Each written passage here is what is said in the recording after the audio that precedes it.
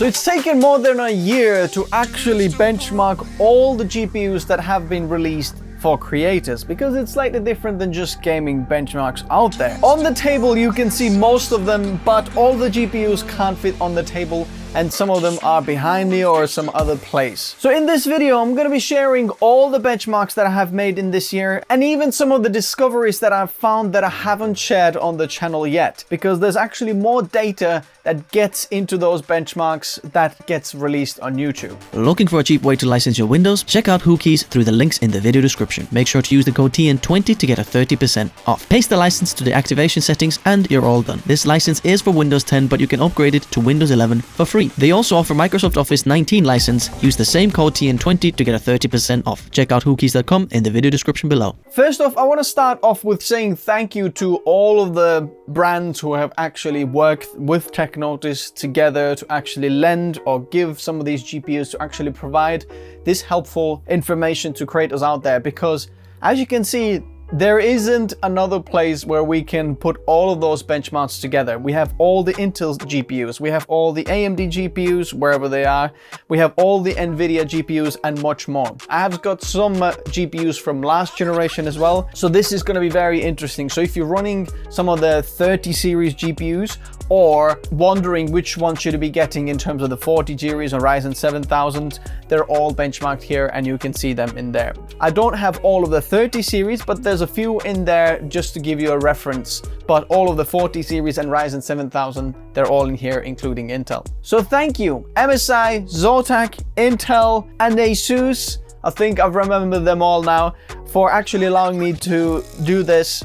You are much appreciated. Now let's take a look at these benchmarks then. If you want to pick up any of these GPUs or want to build yourself the best bang for buck creator PC, there's build guides in the video description below. Feel free to check them out, they're completely free and I'll explain everything for you down there. Whatever your budget is, there's one for you there. In this video you can see a little bit more deeper dive into all the benchmarks. Now first we're going to start off with Geekbench 6, and not because this is a useful benchmark in the real world. It does a lot of little things and it doesn't often reflect the real application workflow, but in here we can see kind of like where these GPUs generally line up in just very simple tasks, what you might be doing generally.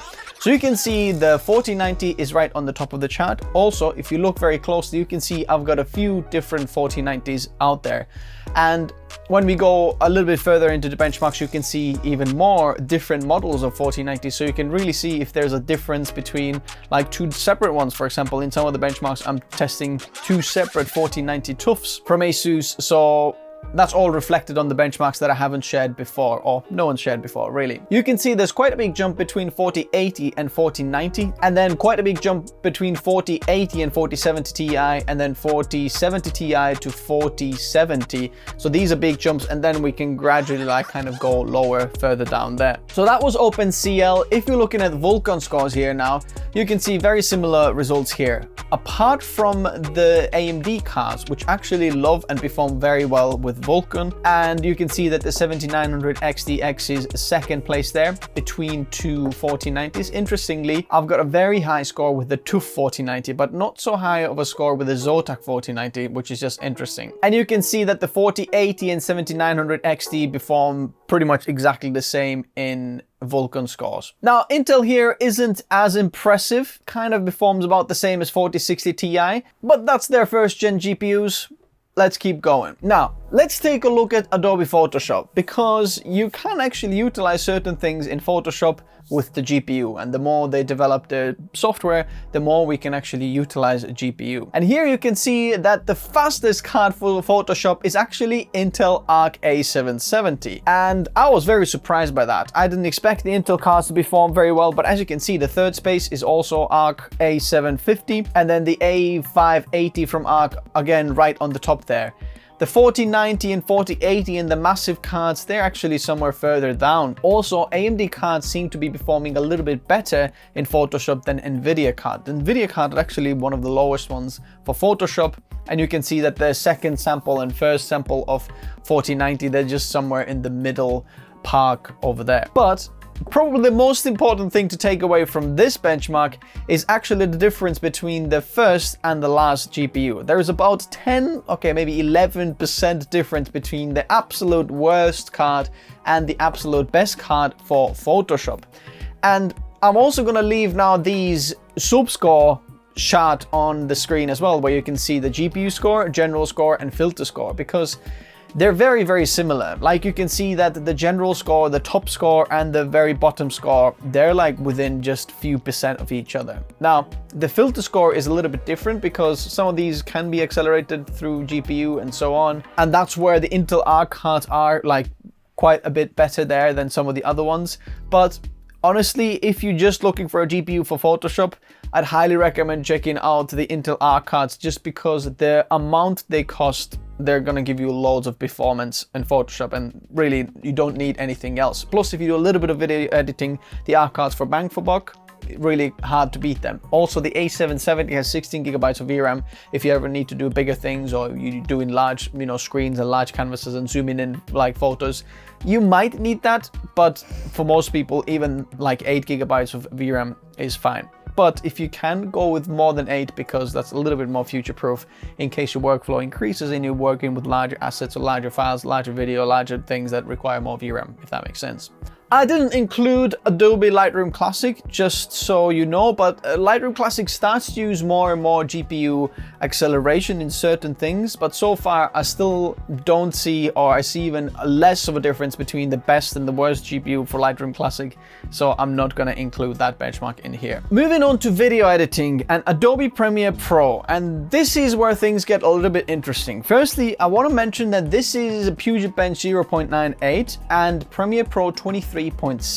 Bear in mind, the version 24 actually starts to utilize Intel Arc cards even better, and the Intel Arc media engines, especially if you're working with long GOP media like H.264 and 5. So all of the Intel cards that you can see in there, they have a little bit more performance in store for a little bit better.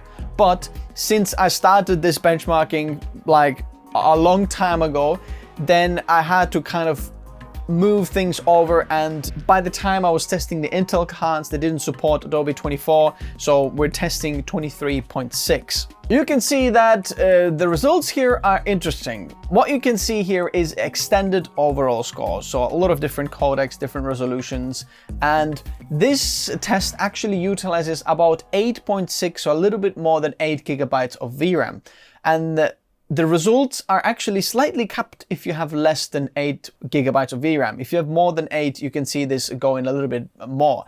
You can see a little bit of a dip between the ASRock A580 and then the RX 7700 XT, where we have 12 gigabytes and more VRAM. There's a bit of a jump in there just because VRAM is a bottleneck, we need more, and then you can see a little bit more.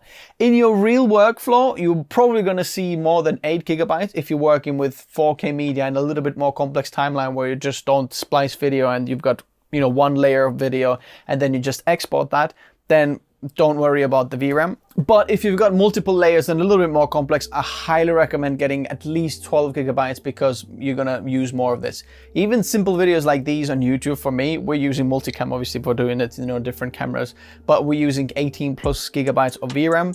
Just a good reference for you. If you don't know how much your VRAM is being utilized, highly recommend installing Hardware Info 64 and then just seeing if you cap your VRAM in there and perhaps you need more. So on top of the charts here, we have the 4090 surprise, and then the 7900 XTX in external score is very, very close there. And then a little bit down, we have the 4080 and 7900 XT on the top of the chart. There is a little bit of a jump down between the 4080 and then 3090 Ti and 7800 XT and the 3090. You can see that bunch is a little bit further down than the top of the chart. So there's kind of three sections: those that have more than 16 gigabytes of VRAM, and then the newest generation, obviously, and then the last generation 3090 and the 4070 Ti. They're kind of like in the middle of the pack there.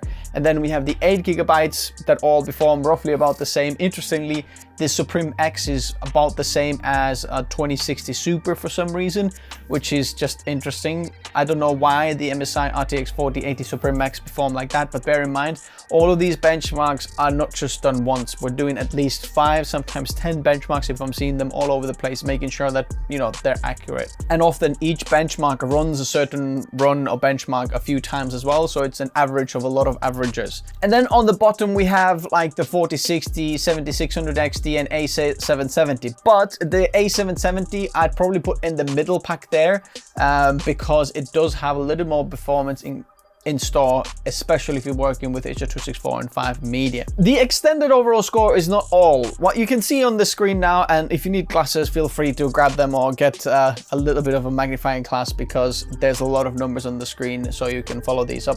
But depending which codec you're using for Premiere Pro, you might need different GPUs because they all have their own strengths. Like Intel's very good with H.264 and 5 media. So is AMD, but Intel's like encoding quality is a little bit better than AMD. AMD's H.265 or Long-GRP media is actually one of the best if you're looking at the scores there. The 7900 XTX is a lot better than even a 1490, and just because it utilizes that media a bit better. But if you're working with interframe, which is quite easy to do for any of these here, you'll be fine in most of the cases. But there is a difference still between the best and the worst GPU, and AMD also performs a little bit better in interframe. The raw score is better on the AMD, as well as GPU effects are better on the AMD. So depending what you're doing, you'll be fine. So feel free to dive deeper into those benchmarks, what you can see on the screen, to actually figure out which one is best for you. Moving on to After Effects, and here you can see the overall score, and the best of the GPUs here is actually an RTX 3090 Ti from last generation, slightly better than the 4090. Then we got 4070 there. Then we've got some AMD cards on the top over there, and then interestingly Noctua RTX 4080 is right on the bottom of the back. And one of the most important things to see on this chart is that actually between the best and the worst GPU, there is about 8.4% difference, which means that for After Effects, really, it's not going to be GPU bottleneck. The bottleneck is somewhere else, and most likely it's going to be your RAM capacity. If you don't want to know what I'm talking about, have a look at the interview we did with Matt from Geekbench, where we talked a little bit more deeper why a PC might be slow or how the hardware utilizes software. Also, why you don't see the Intel cards benchmark in here is because for some reason they crashed at that version of the benchmark. I might have got it working with the newer version, but because I wanted to keep the version of After Effects and benchmark exactly the same, they crashed. That doesn't mean that they don't work in After Effects. They might do, but again, the performance, they'll be somewhere like in the lower half of the pack, and it's not going to make a massive difference for you, just because of the price to performance value for the Intel GPUs is very, very high. If you're looking at the overall scores in all of them, you can see that certain GPUs actually perform better in certain ones and certain ones down. So you can see that the RAM preview GPU score, multi-core score, render score, and tracking score, because the GPU does, you know, affect some of these scores all over the place. I do want to say that After Effects benchmark here when testing these is one of the ones that scores like kind of all over the place and often crashes. So this is like the least stable benchmark that I have for this one. It could be because of the test setup, and so I'm not sure why. Moving on to DaVinci Resolve, which is actually very GPU dependent and utilizes all the GPU power you have. Now, what you can see here is the standard overall score, not the extended, which you'll see in a minute, but standard just because not all of the GPUs manage to actually complete the extended score, because you need a little bit more VRAM to do the extended score. But here we can see that the AMD 7900 XTX is on top of the chart and is about 5% faster than the 4090. Interestingly. So AMD cards perform very well for DaVinci Resolve. Bear in mind, this is DaVinci Resolve Studio. And if you're using the free version, first thing you should do is not upgrade your GPU, just buy the Studio version, because you're going to get more performance, because the non-Studio version, the free version of DaVinci Resolve, is actually hardware capped. So it caps the hardware and doesn't utilize all of it, but it is free, if that makes sense. And you can see a lot of the AMD GPUs perform right on the top there. For example, the 7800 XTX is very, very close to the 4090 there, about 4% slower only, and about 1% faster than the 4080, so that's mighty impressive. You can see some of the last generation GPUs there as well. The only downside what I can see is when I tested the Intel GPUs, they weren't like well optimized for DaVinci Resolve, and I expected them to perform a little bit better. But you can see that the A770 is slower than the 3050, which really doesn't make any sense. It should be a lot faster than the 3050. It should be somewhere around the 4060 Ti or 4070 region. Again, there's newer versions of DaVinci Resolve out there and newer drivers for Intel by the time you're seeing this video, so the results might be slightly different, but it's very hard to keep track and just, you know, give you all the latest information, because by the time you tested them all, something has been updated, you know, or vice versa. Now, you can also see the full results of all of the standard, extended, 4K media, 8K media, GPU effects and fusion scores here all over the place. And you can dive a little bit deeper into like what's going on and why is one faster than the other one. And you can see a little bit of a difference depending like how much VRAM you have and so on. Interestingly, for GPU effects, AMD cards aren't as fast as NVIDIA cards. NVIDIA is much better there. But for the fusion scores, for example, the AMD cards are incredibly fast and NVIDIA isn't as fast there. So depending what you're doing, you might want to pick a different GPU depending on your budget. Especially now when the pricing is kind of all over the place, especially the 4090, which is, there's a little bit of a shortage again. So have a look at the pricing in the description below for the latest pricing, because that might actually change which GPU you want or need. Now, moving on to V-Ray and other 3D applications. First of all, V-Ray, you're going to see a lot more GPUs than we previously tested, because V-Ray, I've been testing things for V-Ray for a little bit longer than just these cards. And you can see that in here, interestingly, when you have multiple GPUs, like multiple 4090s, you can actually get a lot higher score, and it scales very, very well. You can see that with 3 4090s and 2 4090s, you can get pretty much like 3 times performance if you have 3 4090s. The scaling works very, very well here. And also on the bottom of the chart, you can see M1 Ultra 64 core that we tested quite a while ago now, but bear in mind that is using like a translation kind of code to do this for V-Ray. So V-Ray on Mac really doesn't work as well. Now, another thing I want to mention here is that AMD and Intel cards aren't supported in here. And you can see them from all the way from 30 series cards and all sorts of different 30 series cards. And this is all NVIDIA application really. So if you're using V-Ray, really your only option is NVIDIA. But this chart will show you like which cards are performing a little bit better than the other ones. The benchmark here doesn't actually cap any of the VRAM capacities. So even 8 gigabytes or 6 gigabytes won't get capped. It only uses about up to 4 gigabytes or something like that. So this is not utilized here as well. In your scenes, you might be VRAM bottlenecked, but not on this benchmark. You can at least see which GPU is better than the other one. There's also a 3080 mobile. You can see somewhere further down there with Zotac Mini PC that I've tested. So get a magnifying glass and dive deeper into these results. Bear in mind, this is the Cuda score. If we move on to the RTX score, because you can do both in V-Ray, results are very, very similar, although some of the cards are slightly reversed. They're a little bit different. Like some of the 4090s, I could see like a gigabyte version, I think, was performing a little bit worse for RTX score than Cuda compared to the Asus or MSI or something like that. But most likely there's no difference, but I just want to mention that. Also, M1 Ultra didn't complete the RTX score there, even through translation. Moving on to Blender, and we have even more GPUs here. One thing I do want to mention is now in Blender, all of the GPUs are supported, whether it's Intel, AMD, or NVIDIA, and here things get a little bit more mixed. Now, you can see on top of the charts, I've tried to test it with multiple GPUs as well, multiple 4090s. Now, the benchmark results doesn't actually utilize multiple GPUs and it just uses one. So having 1 or 3 doesn't make a difference. But in the application, when you're actually rendering out, there is a way to get multiple GPUs utilized. As far as I understand, and Blender isn't like my full bread and butter that I'm using every day, it's not as simple as just like taking multiple GPUs and letting it render. Now, if someone more knowledgeable would like to add that in the comment section below, I'd love to hear from you. Let me know in the comment section below. But it is possible, that's what I can tell. 4090 is right on top of the chart, and as you can see, the 4090s, all of them have quite a big gap between the 4080s. As you can see there, there's a big gap there. Then 4080 and 4070 Ti, again, a big gap in there.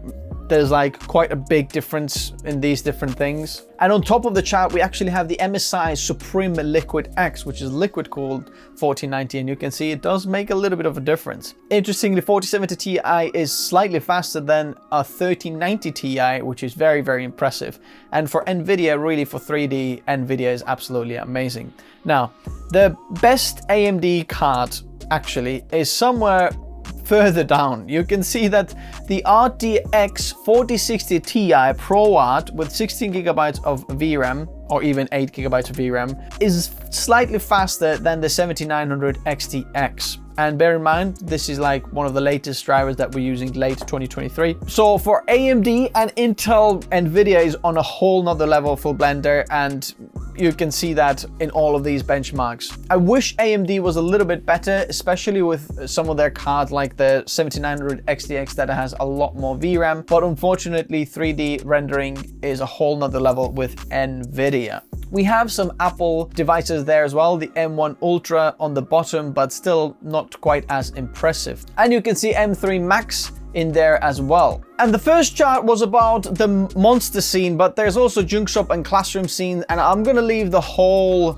results for you there to check out, because there's a lot to dive deeper into if you want to see like who's better. And you can see NVIDIA really is on another level. Also, what is very impressive is the Apple M3 Max. Actually, the M3 Max GPU is really, really impressive. To get a 3060 Ti desktop version on there for Apple now, that's quite a good improvement. But also the 7900 XT kind of performance in there is also impressive, but AMD isn't that impressive for Blender, but still impressive for Apple. Moving on to OctaneBench, and here again bad news for Intel and AMD. This is only supported on NVIDIA devices, and again scaling works very well. Having more GPUs really gives you a lot more performance. So if you're doing a lot of Octane rendering, it does make a huge difference. As you can see, the top 3 is pretty much double every single time you add a card. You can see a lot of 4090s on top of the charts, then 4080s, then 4070 Ti, and lower down there. And interestingly, like 3090 Ti is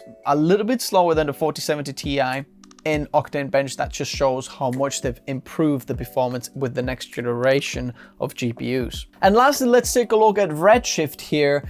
And this is where everything is supported apart from Intel. So Intel GPUs don't support Redshift, but AMD and NVIDIA do. And on top of the chart, again, we have NVIDIA GPUs and the 4090s, then 4080s, then 3090 Ti's.